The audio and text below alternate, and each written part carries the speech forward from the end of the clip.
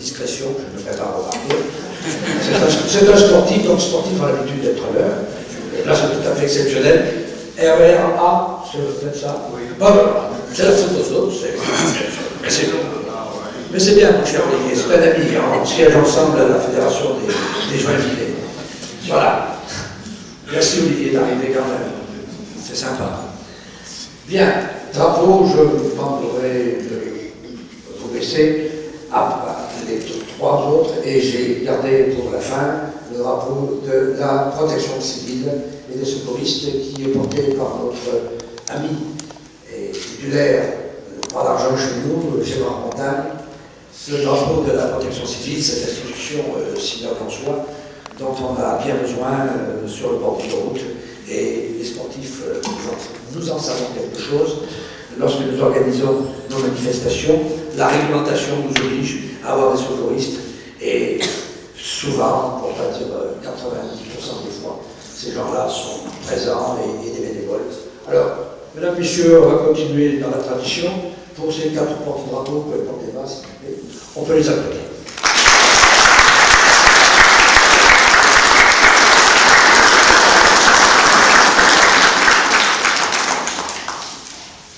Je salue au premier rang de notre docte assemblée la présence de ces gens de dames, d'abord. Madame de Banquière, qui est présidente de Salon à Bondy, et qui m'a fait l'honneur de présider en présidence d'honneur par Énaï son dernier salon il y a quelques mois, un salon magnifique et fort bien réussi. Madame Dauphine de Valence, artiste peintre comme Madame de Tonquière, qui elle aussi, ce serait trop long d'énumérer vos titres, ma chère Dauphine, ma chère amie, mais siège dans les plus grandes instances des salons nationaux. Et il me plaisait de vous rencontrer une nouvelle fois sur scène lors du salon de la SNBA, Société Nationale des Beaux-Arts, au Carrousel du Louvre, une vingtaine de jours environ, et j'ai vu avec quelle force vous mettiez votre dynamisme à la hauteur de votre talent et de votre dévouement.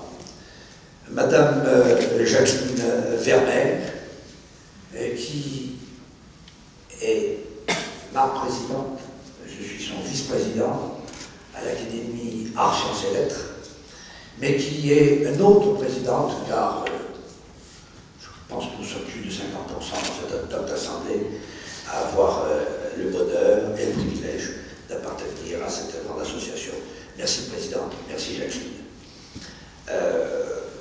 Madame Myriam Dénès, qui est membre de l'association internationale, dont par discrétion je tairai le nom, qui est rapporteur d'une grosse institution et qui nous a fait le plaisir de se déplacer. J'avais pensé que Mme Pagès aurait pris une place, mais enfin bon, Mme Pagès, avec la discrétion qui est la sienne, elle s'est mise au fond. C'est la présidente du Salon de Pesnas, que j'ai présidé pour la 3e année consécutive, un très très beau salon. Et puis, parmi les... j'ai parlé des présidents, les artistes en parlaient après, parmi les personnalités, je pense avoir fait le tour, rapidement. Ai-je oublié des présidents de salon? Eh bien, Olivier Furon, c'est un salon de poète. Très bien. Pour la défense de la langue française. Voilà. Pour les poètes. Les poètes. Monsieur. Pour ta bénissance, Olivier, viens t'asseoir au premier rang. Monsieur, on n'a pas remarqué de toute façon, on verra. Allez. Je sais qu'après les sportifs, on est sur les podiums.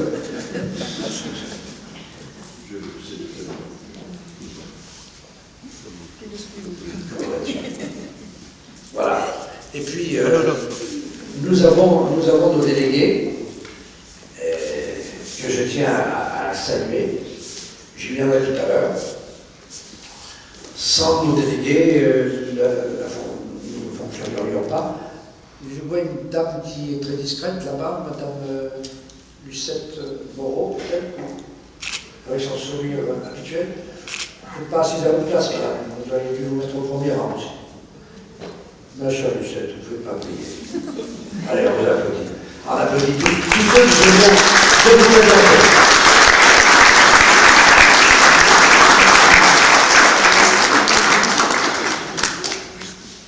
Bien.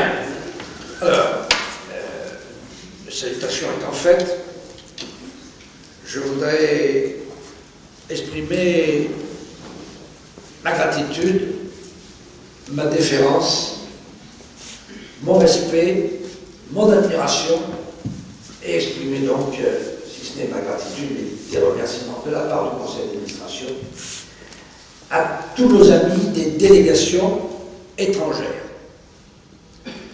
Alors, nous avons parmi nous, nous y verrons tout à l'heure, délégation, représentation étrangère.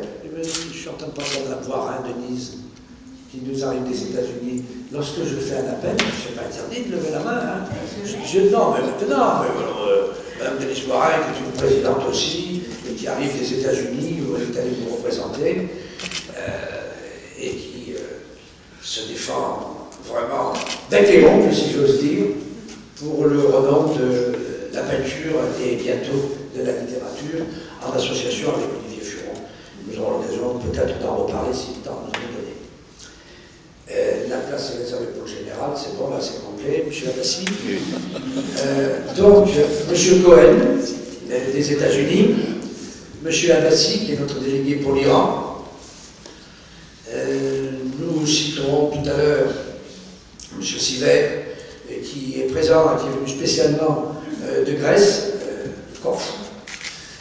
Et dans les délégations étrangères, nous avons des délégués qui se sont excusés. Par contre, nous avons des lauréats ici présents, qui sont allemands, belges, suisses, italiens et espagnols. Voilà. On peut les applaudir.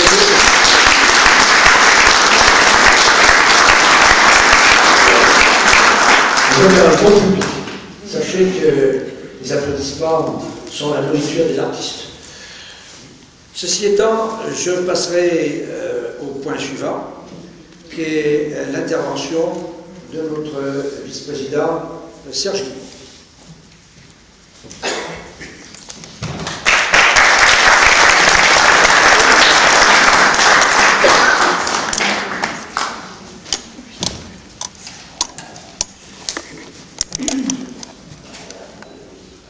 Mesdames, Messieurs, chers amis, comme vient de le faire notre Président, en saluant la présence de tous ceux qui ont fait l'effort d'être venus, répondant ainsi à notre convocation, nous les remercions, et nous leur savons gré d'être fidèles au rendez-vous traditionnel de l'Assemblée Générale du Mérite et Dévouement Français, et de démontrer, si besoin était, de leur soutien et adhésion à notre association, le Mérite et Dévouement Français.